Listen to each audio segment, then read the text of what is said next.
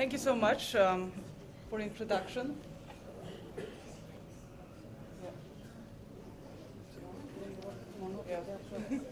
Okay. I want to start by thanking the organizers of this conference for the invitation to present on my dissertation topic today. So the subject of this paper is the Central Synagogue in Sofia and its role in the process of modernizing the Bulgarian capital's Jewish population. Currently, this building stands as the one monumental expression of Jewish presence in Bulgaria. Located in the very center of Sofia, in close distance to the houses of worship of Muslims and Christians, and highlighted in its visibility through its large and unusual dome, it has been at the center of Bulgaria's demonstration of tolerance towards their Jewish citizens. Only last month, during the 75th anniversary of the rescue of 50,000 Bulgarian Jews during the Holocaust, was the Central Synagogue once again the setting for the demonstration of harmony between Jews and Bulgarians. However, the Central Synagogue was not always imbued with the symbolism of unity and tolerance. On the contrary, it played an ambiguous role both in Jewish-Christian relationships as well as within the Jewish community.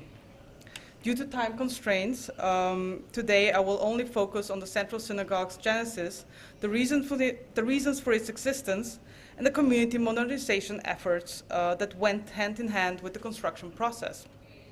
I will argue that its existence marks a crucial moment of the profound changes that took place in Bulgarian Jewry during the transition from an Ottoman Sephardic unit to a fragmented modern Balkan Jewish world. My paper will be structured as follows. I will begin with a brief description of the building, followed by the historical cornerstones of its construction. Then I will move to giving an idea of the state of the Jewish population in Sofia around 1900 in terms of their living conditions and general social and communal situation. This will build the foundations for the three main points of my paper. First, First, the construction of the Sofia Central Synagogue did not arise out of a communal need, but rather from the wish to reform, modernize, and elevate the prestige of the Sofia Jewish community. Second, as such, its architectural solution is a balancing act between extensive cost-saving measures, the intended magnificence of the building, and a commitment to being highly modern. And third, the Central Synagogue has commonly been appraised in its symbolic importance for the position of the Jewish population in Bulgarian society due to the reiteration of the inaugural event. However, evidence shows that this historiographic narrative needs to be revised. The Central Synagogue stands in the very center of Sofia, across the streets from the only mosque still in use, the Banja Bashi Mosque, as well as the Central Baths. The building further neighbors the Romanian, Catholic, and several Orthodox churches. Even though seen from the main street of Maria Luisa, it is tucked behind the impressive Central Market, the Central Synagogue remains a highly visible building. This is due to it being a freestanding structure with a large dome. Further noticeable is its brick and stone striped masonry. The building consists of two distinct structural elements. The more pronounced cubic main body of the synagogue, with its high and overarching dome, houses the main prayer hall, and an adjacent western lower two-story structure houses the administrative premises. The facades of the main prayer hall have a tripartite division with a higher and more elaborate middle part and lower corner elements. Long, slim windows stretch the height of the building and are framed by elaborate carpet-like ornamentation and a lobed arch. The roof zone is marked by a parapet with turrets and spherical domes above the corners. The overarching dome with lantern looks from below as if it is bulging to embrace the entire building. The administrative structure is simpler. It accentuates the main entrance of the building by a multi-lobed arch and small red dome. Highly visible are also two western slim rectangular towers with onion-shaped open metal domes. One enters the building through a vestibule in the center of the administrative structure. This leads directly to the main prayer hall to its east, and there the 8-sided main dome fully dominates the space. It rests on 8 colossal columns which form the corners of the open 8-sided prayer hall. The octagon is accentuated by a multifoil arcade on slim columns, which separates out narrow side aisles and semicircular corner rooms. The arcade supports a narrow gallery for the women. The eastern space is reserved for the bema and with a large and elaborate Torah arc. And the windows stretch from the ground to the gallery levels, allowing for a particularly light-filled and bright interior space. Colorful ornamentation in green, blue, gold, and red, with a multitude of multifoil, horseshoe, and ogee arches, as well as Alhambra-esque capitals and stylized floral motifs, give inside and outside an impression of Oriental splendor. The most impressive element of the interior is the large brass chandelier. The cornerstone of the Sofia Central Synagogue was laid on November 13, 1905, on a large lot then opposite of the Banyabashi Mosque and the square housing the weekly Friday market and the Sofia Central Baths. The building was designed by the Bulgarian court architect Friedrich Grünanger, who was an Austrian and a Christian. And the construction committee was supervised by the head of the Sofia Jewish community, Avram Davidson Levy. After a short period of construction of less than 4 years, the new Central Synagogue was inaugurated on September 9, 1909, with great pomp.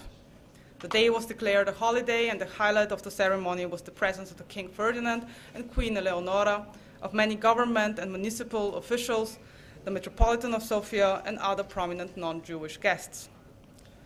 The event was inscribed in Bulgarian Jewish historiography as a great success in demonstrating the Jewish belonging to Bulgarian society. This story is, however, set into an actual reality of great turmoil and difficulties for the Soviet Jewish population around the turn of the 20th century. When Bulgaria gained its independence in 1878, Sofia had a large Jewish population of some 40%. Until the early 1880s, all Soviet Jews lived in their own neighborhood in the old cramped center of the city, strategically close to the Friday market and placed around one square, where 3 of the overall 4 synagogues stood. Even though the Jewish community divided itself into separate congregations based on their historical origin, as for instance Kal Gregos, the Byzantine Greek synagogue, or Kal Ashkenazi, they were all, so to say, Sephardicized and speaking Judeo-Spanish. That homogeneity changed soon with the arrival of Ashkenazi Jews from the west and east, and other Sephardi Jews from the Balkans. But the most profound change occurred around 1890. A new urban regulation plan sought to completely restructure the center of Sofia in order to create a Europeanized, representative, clean, and civilized image of the new capital. Therefore, the Jewish population was resettled to a new neighborhood to the west of the city center, which was established in a rushed manner in order to accommodate the growing number of Jews in Sofia. One could argue that this new neighborhood, Yuchbunar, was meant to push the poor population of Sofia out of the city and out of the public eye. As Ivan Vazov, Bulgaria's most famous writer, once put it in a short story, this new suburb carried the seal of precipitance and compulsion of its creation. The houses, small, low, nailed together from sticks, the quarters drawn by plan, the dreary streets cut straight, impassable. The fruit of an inhumane speculation, Yuchbunar emerged in a short time like mushrooms in a marshland. Thousands of poor and Jewish families, expelled from the center of the capital at the height of its renewal, they were thrown here with their shacks, with their rags, with their stench, sentenced to moldiness and epidemic diseases from the dampness of the soil and the miasma of the air, the pestilent cloud which the western wind constantly blows like an invisible contamination over the capital. Sofia rushed to have its ghetto. This catastrophic situation, in which the majority of the Soviet Jewish population lived, changed little in the following decades. Neither the municipality nor the head of the Jewish community managed to bring long-term relief, all this while the so-called notables, the elite of the Jewish community, afforded representative, modern, European, and worthy housing in the new regulated city center. All Ottoman-era synagogues were destroyed, and the community scrambled to find the necessary funds to reestablish the community infrastructure. By the mid to late 1890s, however, 4 new synagogues were erected in the new neighborhood, Juchpunar and Dortpunar, and in a wealthier regulated area, Bachukiro and the Ashkenazi synagogue. In addition, several small and private prayer rooms were regularly used by the then already over 7,000 Sofia Jews. The establishment of primary and secondary schools were of utmost importance to the process of elevation, cultivation, modernization, and Europeanization of Bulgarian Jews. As elsewhere throughout the Eastern Mediterranean, it was the Alliance Israélite Universelle which held a monopoly on the education of all Oriental Jews. Their strong grip and additional involvement in community matters, and above all their hegemonic anti-Zionist stance, led to bitter disputes and a political crisis within Bulgarian Jewry starting around 1900. However, in the late 19th century, the funds and personnel that the Alliance provided for the maintenance of a total of 4 schools and several vocational training initiatives were vital for the elevation of the Sofia Jewish community and the necessary measures in combating the vicious circle of poverty and hopelessness. Therefore, the situation of the Sofia Jewish community in 1900, when a new chief rabbi of Bulgaria was appointed after a long hiatus of community and religious leadership, was one of transition, physically, culturally, and socially, from the close-knit structure of the traditional Ottoman Jewish neighborhood with its stiff hierarchies and social cohesion to a physically excluded and increasingly heterogeneous community. Sofia's Jews were living in dire poverty in a neighborhood drawn according to a modern grid plan, counting on French-led initiatives of philanthropy and secular education.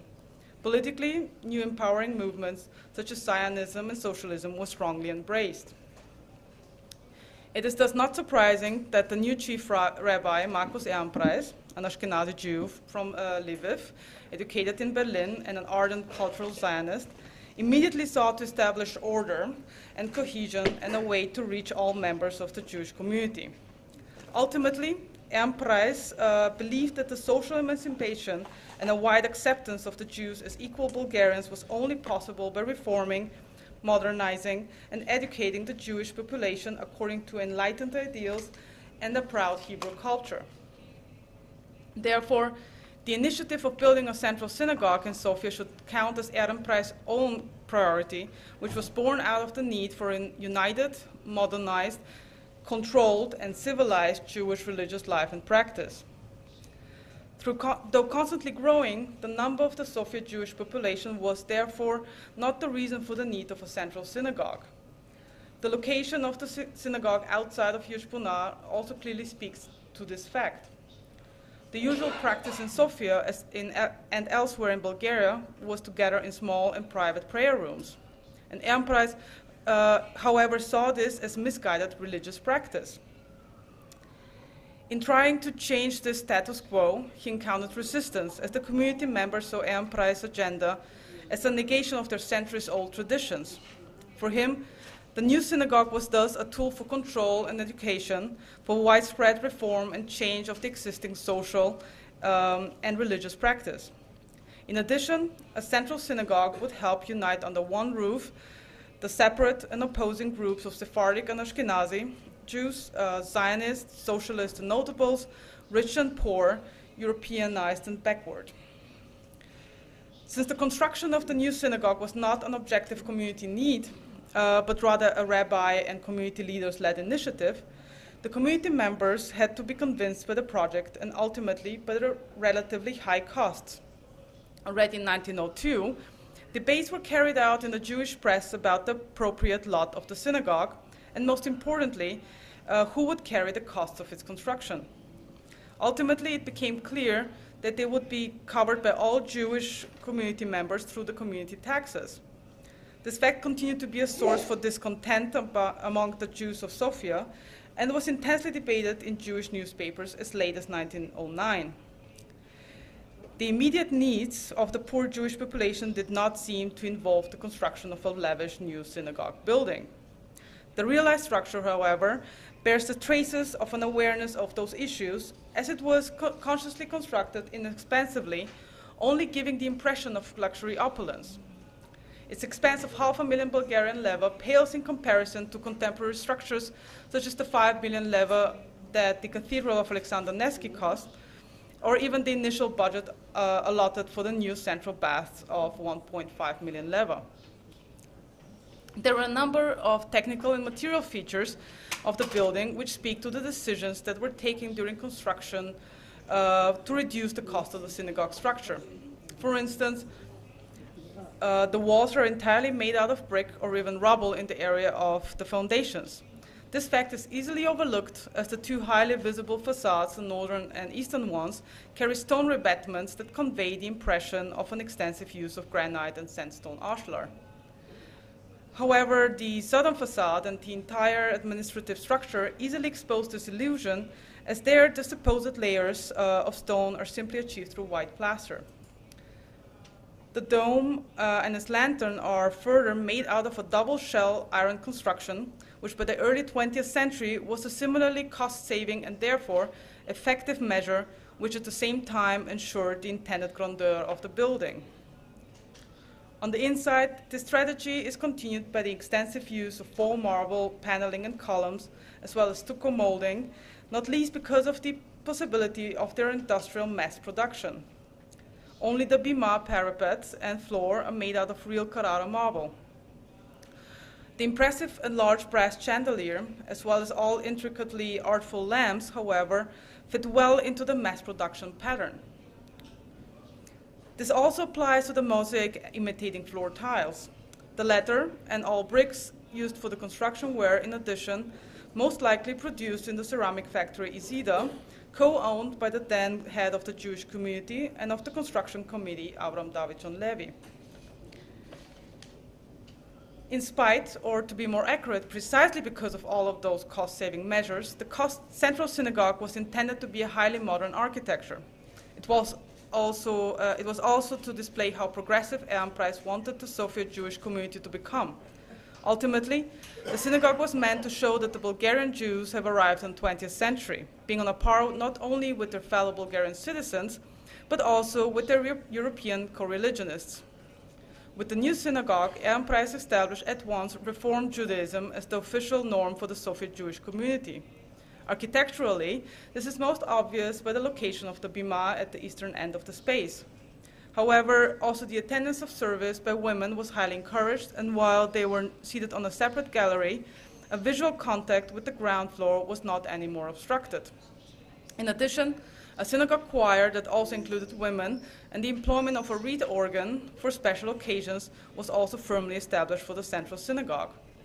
These changes were so radical for the local Jews that they were anxiously speculating whether Ehrenpreis would introduce Bulgarian as the official language during service. Ultimately, there was a bright model that the Soviet community leaders followed in their reforms, the Viennese Turkish temper. The Viennese Sephardi community held a special status within both Habsburg and Ottoman Jewry, as they formed the nucleus of the so-called Third Viennese Jewish community. When the Viennese Sephardim finally built a synagogue of their own in 1887, they aimed to surpass in progressiveness the Viennese Ashkenazi communities. Ultimately, the Turkish temper was the first in Vienna to introduce a synagogue organ, and their domed octagonal building was known for having impeccable acoustics and was praised in the contemporary press as being one of the most beautiful synagogues of Vienna. Thus, it was only logical that the Sofia building, in its overall appearance and style, closely followed the Viennese example. Consequently, the Orientalism employed in Sofia, the go-to style for Western European synagogue buildings, made the Sofia Central Synagogue an unmistakably European building, which proudly presented that it has overcome its Oriental backwardness. And conveniently, several exterior formal elements, such as the striped masonry, round arch openings, and the overarching dome, also mirrored the emerging Bulgarian national style of the monumental buildings that were erected in Sofia at the same time. No less perfectly staged was the inauguration ceremony of the Central Synagogue. The attendance of the king and queen validated the great importance of the event for the Bulgarian Jews and their display of unity, patriotism, and belonging during the inauguration was stressed in all immediate reactions in the local and international press. However, even though the event strengthened the already good bonds between the Bulgarian government and the Jewish leadership, the long-lasting turning point effect in Jewish-Christian relations does not seem to have been as easily achieved. In some daily newspapers, the building and its inauguration quickly became the source for resentment towards the Jews. Whether it was the king's favorable treatment of the Jews by attending the event, but not attending other, as they call it, purely Bulgarian events, or the grandeur of the building, or the supposed false display of patriotism by the Jewish community, the public opinion continued to be firmly grounded on the premise that the Bulgarian Jews were not real Bulgarians. In conclusion, the Sofia Central Synagogue is a building that tells a nuanced story about the Bulgarian Jewish community, its internal struggles and social reality, and ultimately its relationship to the Bulgarian Christian population. I tried to argue that the construction of the synagogue did not arise out of a communal need, but rather out of the reforms that the chief rabbi, Marcus Ehrenpreis, intended to effectuate. Further, I showed how modern the Central Synagogue was a building both through the financial difficulties and the Viennese models that were followed. Lastly, I revisited the symbolism of the Central Synagogue in Bulgarian Jewish relationships, concluding that we need to be cautious in overstating the building's importance. Ultimately, its construction coincides with a crucial moment of social and political change, and it remains standing as a monument of a vision for the role of Bulgarian Jews in the young Bulgarian state. The events of the 20th century, however, never allowed this vision to be fully fulfilled. Thank you for your attention. Thank you very much. Any questions?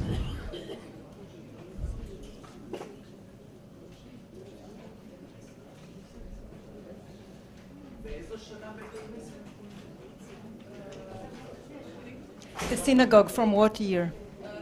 When was it built? Yes, please.